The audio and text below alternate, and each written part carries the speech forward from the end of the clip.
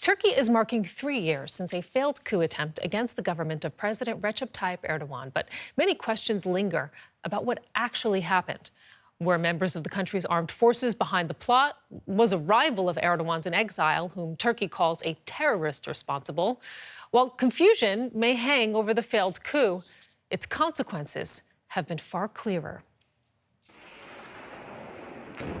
The night of July 15, 2016 was filled with chaos and violence.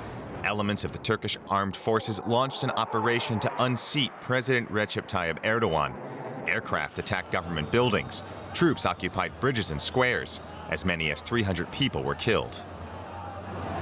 On the 15th of July, officers told us it was a training operation, but they duped us. We went out onto the streets, then the police came and we learnt the reality when they detained us.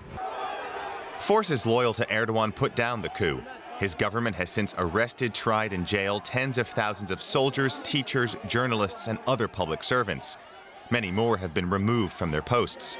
They stand accused of supporting the attempted takeover, or at least disloyalty to the government.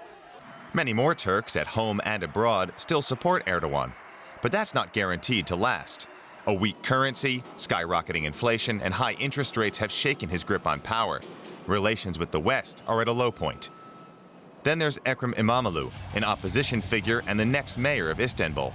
Erdogan held the post before he ascended to the national stage, a parallel not lost on some voters. The president was mayor as well. Ekrem İmamoğlu is following the same path.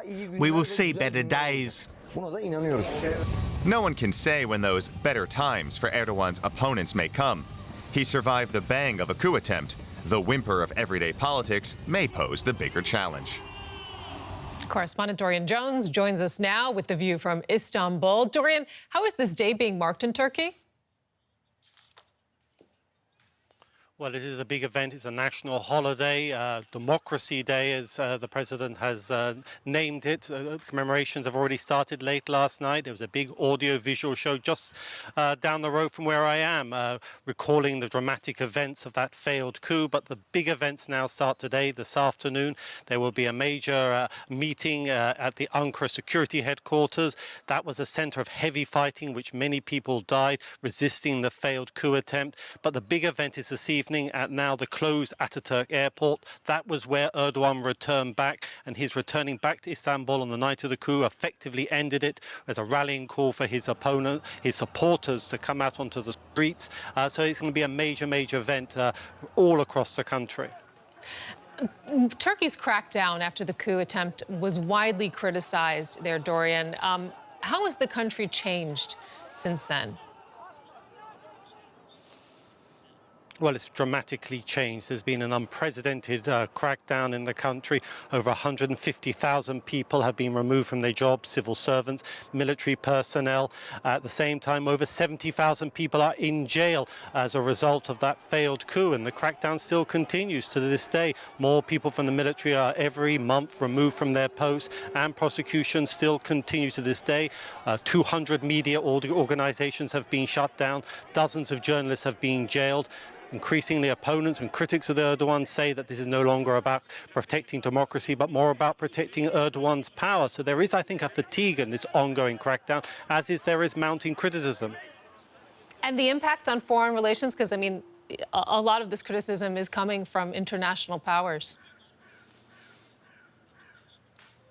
Absolutely. In many ways, this was a defining moment of Turkish foreign relations. On the night of the coup, the first international leader in contact with Erdogan was the Russian president, Vladimir Putin. It's widely believed that Russian intelligence tipped off Erdogan on the day of the coup that there was this a takeover looming. On top of that, the Iranians were also closely in contact with Erdogan. That is in stark contrast with Turkey's Western allies.